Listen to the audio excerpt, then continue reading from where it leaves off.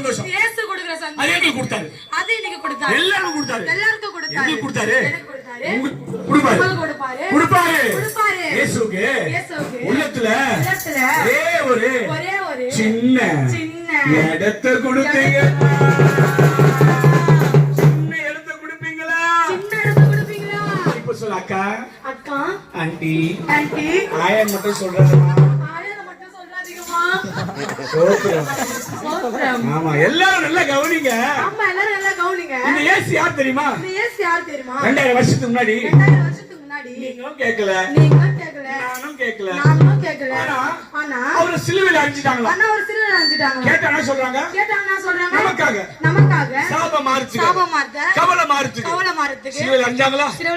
நல்லா கவனிங்க, நல்லா கவனிக்கணும், நல்லா கவனிங்க. கெட்டு போய் கிடக்குற மனுஷனுக்கு நல்ல வாழ்க்கை தருவதற்கு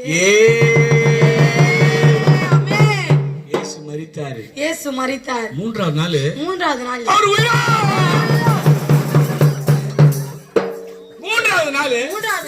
அவர் உயிரோடு எழுந்துட்டாரு. சிரிக்கிற சமாச்சாரம் இல்ல, சமாச்சாரம். இதயத்தையே கேட்கிறாருங்க.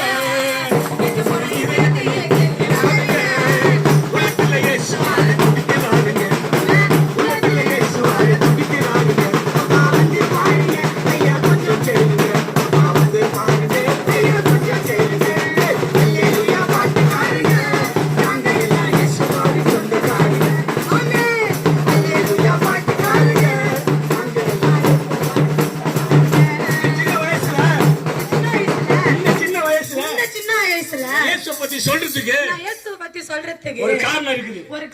நீங்க பார்க்கதான் போறீங்க.